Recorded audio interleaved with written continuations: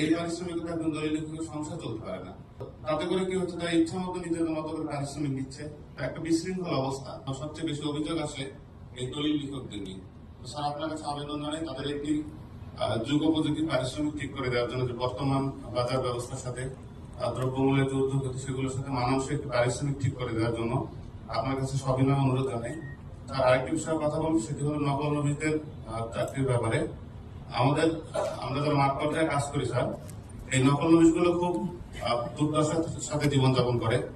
মাত্র 36 টাকা ভাতা বাড়ানো রেখে তারা মানুষের মহামূল্যবান সম্পত্তির স্থায়ী রেকর্ড তৈরি করে, কিন্তু তাদের এই সামান্য পারিশ্রমিক, তারা এক মাসে 8-10 হাজার টাকা বেতন পান না।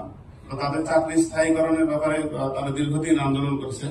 তাদের এই চাকরি স্থায়ীকরণের সাথে স্যার আমি একাত্মতা প্রকাশ করি এবং আপনার কাছে আহ্বান জানাই, এই দুর্দশাগ্রস্ত 15,000 নকল নবীশের তারা যেন চাকরি স্থায়ীকরণ হয়। কারণ তারা যখন পার্মানেন্ট হবে, তাদের এই স্থায়ী রেকর্ড তৈরি করার ক্ষেত্রে তাদের কাজের একটা জবাবদিহিতা তৈরি হবে।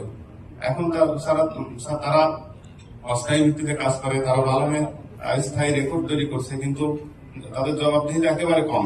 আমরা তাদের নিয়ে দুশ্চিন্তা থাকে, কারণ কোনো কাজে তাদের কোনো দায় নেই। তারা যদি স্থায়ী হতো, তারা এই কাজটা অত্যন্ত দায়িত্বশীলতার সাথে এবং জবাবদিহিতার সাথে করতে পারতো।